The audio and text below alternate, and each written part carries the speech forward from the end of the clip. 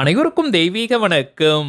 நான் உங்கள் Karthik. Welcome to divine truth YouTube channel. இன்னைக்கு நம்ம பார்க்க போறது டிசம்பர் மாதம் 13ஆம் தேதி வெள்ளிக்கிழமை திருக்கார்த்திகை தீபம். ஏதாவது ஒரு விளக்கு அடியில் இந்த எளிமையான பொருளை வையுங்கள். மகாலட்சுமி தாயார் உங்கள் வீடு தேடி வருவாங்க. நீங்கள் போதுமென்றாலும் பணம் வந்து கொண்டே இருக்கும். நம்ம யூடியூப் சேனல்ல வரும் கார்த்திகை தீபத்தை முன்னிட்டு ஆல்ரெடி ஒரு சிறப்பு பதிவை நம்ம அப்லோட் பண்ணியிருக்கோம். அதாவது விளக்கேற்ற வேண்டிய நேரத்தில் நாம் சொல்ல வேண்டிய ஒரு சூட்சமமான திருநாமத்தை பார்த்திருந்தோம்.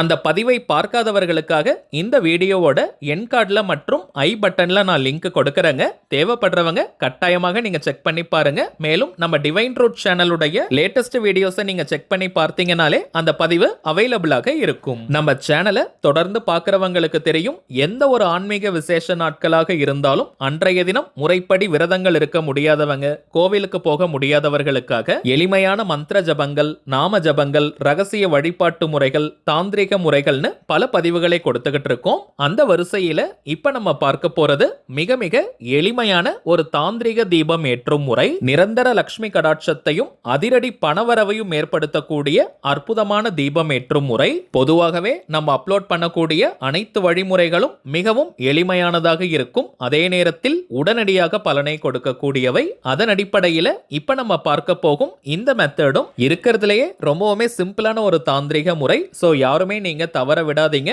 அதிலும் குறிப்பாக பணம் தொடர்பான பிரச்சனைகள்ல இருக்கிறவங்க கட்டாயமாக இந்த தீபத்தை நீங்க ஏற்றுங்க. ஸ்பெஷலா நம்ம ஒரு தீபத்தை ஏற்ற போவது கிடையாதுங்க.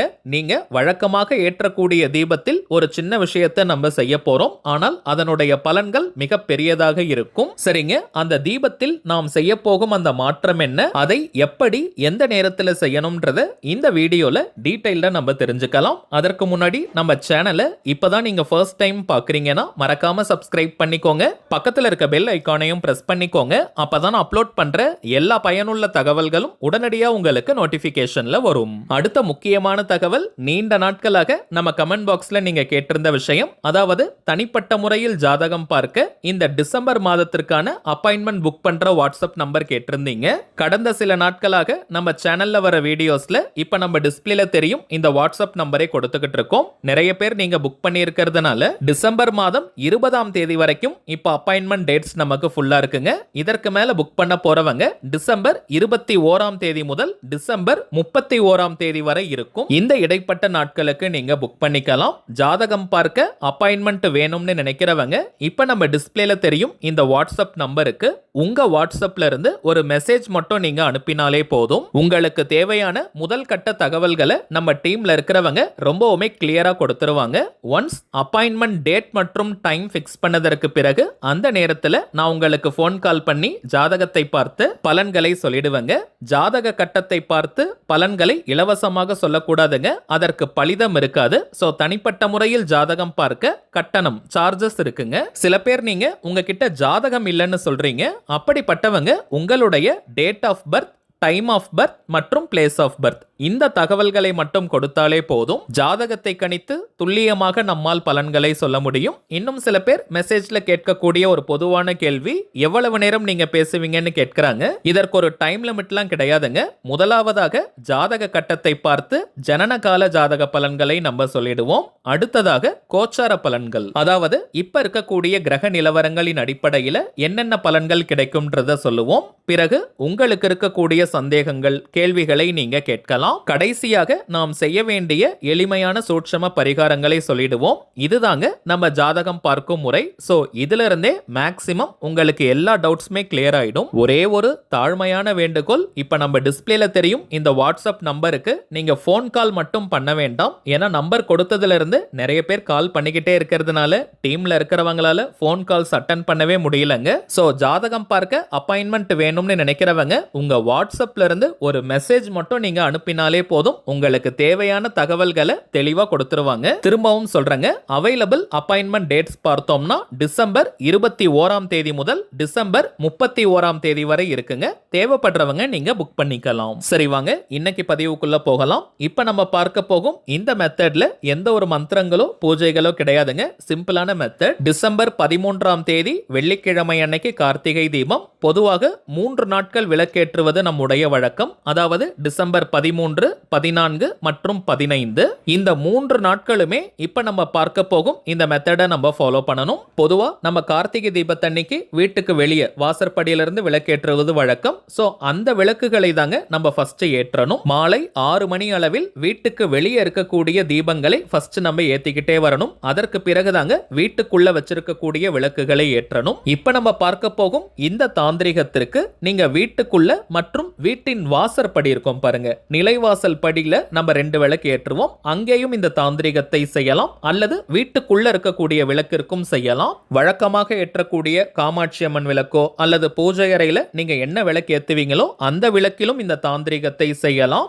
வீட்டின் நிலைவாசல் படியில இருக்கக்கூடிய விளக்கிற்கு இந்த மெத்தடை ஃபாலோ பண்ண போறவங்க 2 விளக்கிற்குமே இந்த தாந்திரிகத்தை செய்யணும். இதை தாண்டி வீட்டுக்குள்ள பூஜை அறையில், அதாவது தனி பூஜை அறையெல்லாம் கிடையாதுங்க, வீட்டுல நம்ம சுவாமி படங்களை எந்த இடத்துல வச்சிருப்போமோ அங்க வழக்கமாக ஒரு விளக்கை ஏற்றுவோம். அந்த விளக்கிலும் இந்த மெத்தடை நம்ம ஃபாலோ பண்ணணும். வீட்டின் நிலைவாசல் படியில நம்ம ஏற்றக்கூடிய அந்த விளக்கிற்கு கட்டாயமாக இந்த தாந்திரிகம் செய்யணுமான்னு கேட்டீங்கன்னா அப்படி கிடையாதுங்க. விருப்பப்படுறவங்க நீங்க செய்யலாம். ஏன்னா அந்த இடத்துல நம்முடைய குலதெய்வம் மற்றும் மகாலட்சுமி தாயார் வாசம் செய்வதாக ஐதீகம். அங்க செய்ய முடியலனா கூட பரவாயில்லைங்க, நீங்க சுவாமி படங்கள் வச்சிருக்கக்கூடிய இடத்துல, அதாவது பூஜை அறையில் ஏற்றக்கூடிய ஒரு விளக்கிற்கு கீழே இந்த தாந்திரிகத்தை செய்தாலே போதும், முழுமையான பலன்களை நம்மால் பெற முடியும். வாய்ப்பு இருக்கிறவங்க இந்த 2 இடத்திலும் கூட இந்த பொருளை நீங்க வைக்கலாம். சரிங்க, தாந்திரிக முறையினாலே அதற்கு சில புறப்பொருட்கள் தேவை. இந்த மெத்தடுக்கு பிரதானமாக நமக்கு தேவைப்படுவது 2 ஏலக்காய், 2 கிராம்புகள் மற்றும் ஒரு 5 ரூபாய் நாணயம். வீட்ல ஆல்ரெடி நீங்க வச்சிருக்கக்கூடிய ஏலக்காயை எடுத்துக்கலாம். அப்படி இல்லைன்னா கடையில நீங்க புதுசா வாங்கிடுங்க. ரொம்பவும் பழைய ஸ்டாக் ஏலக்காய், விதைகள் வெளியேறிய ஏலக்காய்களை நம்ம யூஸ் பண்ணக்கூடாதுங்க. ஓரளவிற்கு ஃப்ரெஷ்ஷா இருக்கக்கூடிய 2 ஏலக்காய்களை எடுத்துக்கோங்க.